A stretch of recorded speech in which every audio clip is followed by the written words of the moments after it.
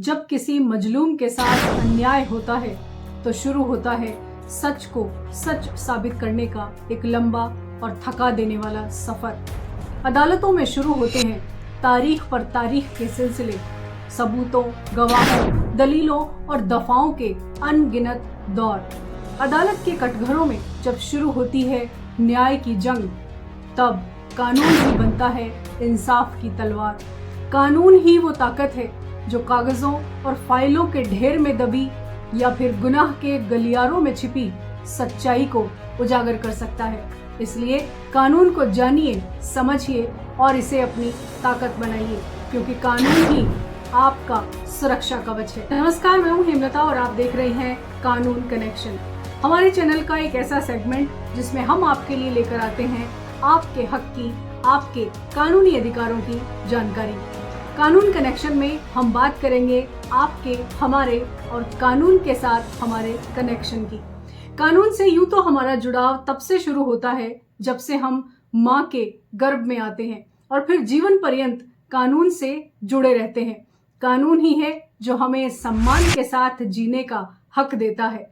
कानून ही है जो हमारे अधिकारों की सुरक्षा करता है और कानून ही है जो हमारे लिए सुरक्षा कवच का भी काम करता है। तो कानून को जानना और समझना आपकी और हमारी साझी जिम्मेदारी है, क्योंकि कानून तभी कारगर होता है जब उसका सही इस्तेमाल किया जाए।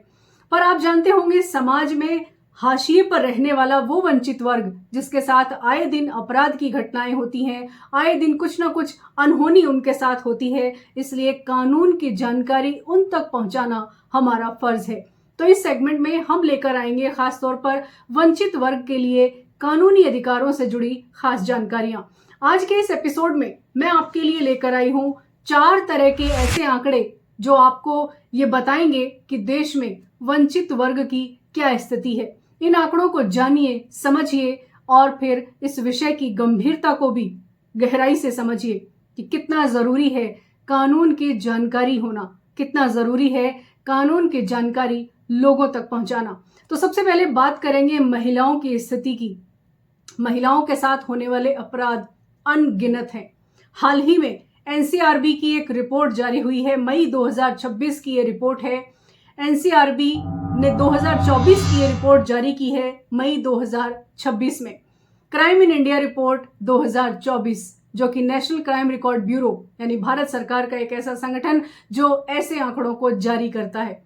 इन आंकड़ों को देखिए, जानिए और समझिए कितने गंभीर हैं ये आंकड़े कि भारत में महिलाओं के साथ होने वाली घरेलू हिंसा के आंकड़े क्या कहते हैं। एनसीआरबी की ये रिपोर्ट चौंकाने वाली है। इस रिपोर्ट के आंकड़े आपके सामने हैं। आप अंदाजा लगा सकते हैं इन आंकड़ों को देखकर।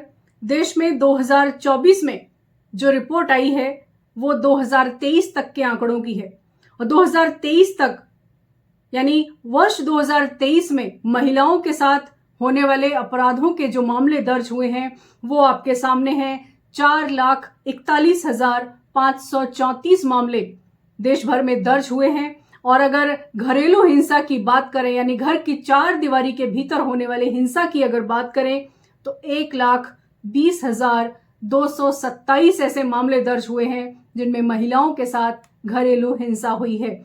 और अब सबसे बड़ा चौंकाने वाला जो डेटा आपके सामने है वो ये है कि तमाम मामले जो भी 4,41,534 मामले हैं उनमें से सबसे ज्यादा मामले हैं घरेलू हिंसा के, यानी 42% मामले ऐसे हैं जो घर की 4 दीवारी के भीतर महिलाओं के साथ हिंसा को दर्शाते हैं। ये बड़ा चौंकाने वाला मामला है। और एनसीआरबी की ये जो कैटेगरी है ये है क्रूएलिटी बाय हस्बैंड और रिलेटिव्स। इसका मतलब ये है कि घर की 4 दीवारी में भी महिलाएं सुरक्षित नहीं हैं। और ये आंकड़ा चौंकाने वाला है वाकई, क्योंकि तमाम मामले जितने भी दर्ज हुए हैं महिलाओं के साथ होने वाले हिंसा के, उनमें सबसे ज्यादा यानी 42% है महिलाओं के साथ घर में होने वाली हिंसा।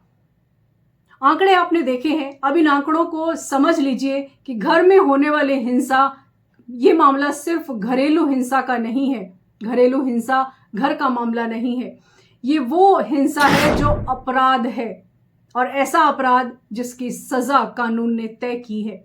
और अब बढ़ते हैं घरेलू हिंसा के दूसरे आंकड़ों की तरफ, जो कि है national family health survey 5th के आंकड़े। और इन आंकड़ों के अनुसार 32% महिलाएं जिनकी उम्र 18 से 49 वर्ष की है, वो अपने शादीशुदा जीवन में घरेलू हिंसा सहन करती हैं। डोमेस्टिक वायलेंस, सेक्सुअल वायलेंस और इमोशनल वायलेंस की रिपोर्ट उन्होंने दर्ज कराई है। और खास तौर पर 32% महिलाओं का कहना है कि हस्बैंड के द्वारा वो इमोशनल वायलेंस और सेक्सुअल वायलेंस फेस करती हैं। और इन्हीं डेटा में से एक और डेटा है जो कि चौंकाने वाला है। इन डेटा को आप ध्यान से देखिए। इन आंकड़ों में 3.1% वो महिलाएं हैं जिनकी उम्र 18 से 49 वर्ष की है, और जो प्रेग्नेंट वुमेन है वो भी फिजिकल वायलेंस झेलती हैं ड्यूरिंग प्रेगनेंसी, यानी गर्भावस्था में भी उनके साथ शारीरिक हिंसा होती है।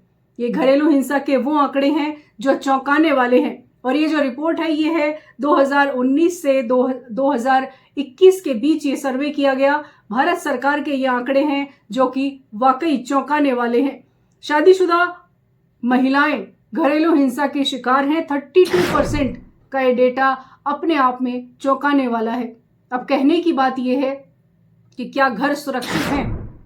क्या वाकई में उसे घर कहा जाए जहां पर महिला के साथ हिंसा होती है? आप भी सोचिए इस बारे में। एज्ड वुमेन की ये कैटेगरी दिखाती है कि किस तरीके से महिलाओं के साथ अलग अलग तरह के अपराध हो रहे हैं। डेटा आपके सामने है, आप देख सकते हैं। किडनैपिंग और अबडक्शन के जो मामले हैं वो 67,829 केसेस दर्ज हुए। 2024 का ये डेटा है।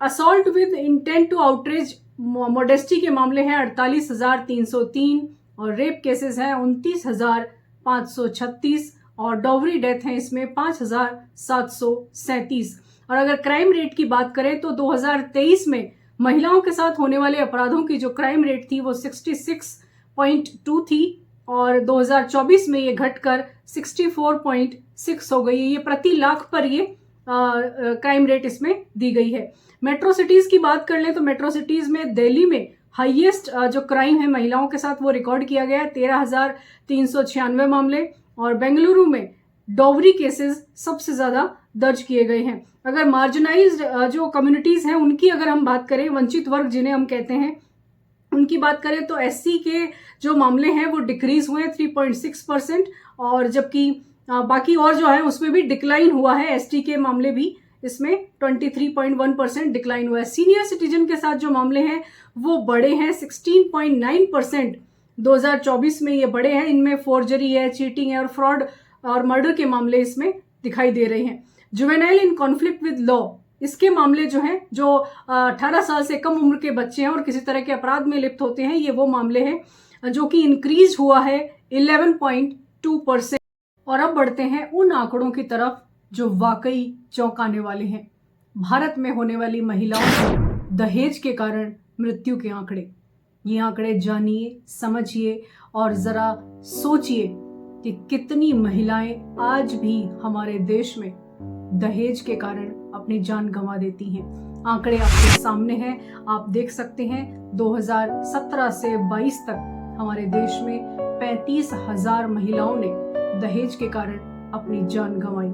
और इससे भी बड़ा एक डेटा जो इसमें क्लियर मैंने मेंशन किया है, ये एनसीआरबी का ही डेटा है डॉवरी डेथ्स का।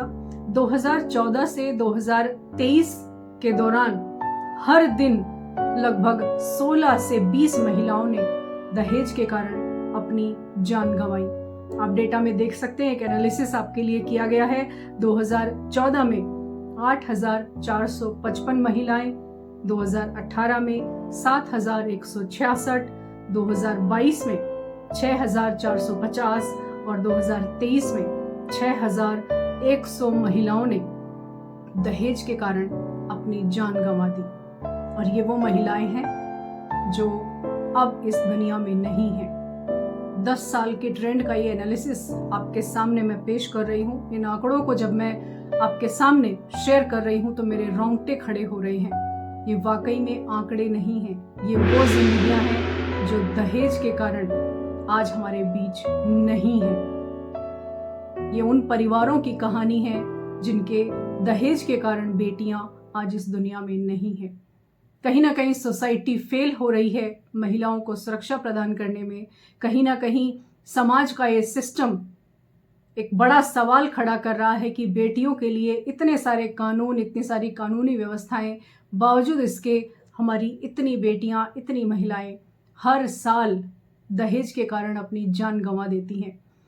इन आंकड़ों को जानना समझना हमारे लिए ज़रूरी है और इस विषय की गंभीरता को भी समझना ज़रूरी है कि महिलाओं के साथ होने वाले कितने तरह के अपराध हैं, कब इन पर रोक लगेगी, कब जागरूकता आएगी और कब ये मानसिकता बदलेगी। ये आपका और हमारा दोनों का प्रयास होना चाहिए कि ये तस्वीर समाज की बदल जाए। महिलाओं, बच्चों और बुजुर्गों के साथ होने वाले अपराध कम हो ना हो, ये हमारी जिम्मेदारी है और इसके लिए कानून की जागरूकता ही एकमात्र उपाय है। क्योंकि मानसिकता में बदलाव लाना थोड़ा समय लग सकता है, लेकिन कानून की सही जानकारी ही आपको अन्याय से बचा सकती है और हमें सुरक्षा प्रदान कर सकती है। तो कानून कनेक्शन के इस एपिसोड में दी गई जानकारी आपको कैसी लगी, मुझे कमेंट बॉक्स में ज़रूर बताइए। कानून से जुड़ी और कौन सी जानकारियां आप चाहते हैं हमसे, कमेंट्स में हमें ज़रूर बताइए। वीडियो अगर अच्छा लगा हो तो इसे लाइक कीजिए और अपनों के साथ शेयर ज़रूर कीजिए। कानून के जानकार बनिए और कानून को अपनी ताकत बनाइए, क्योंकि कानून आपका सुरक्षा कवच है।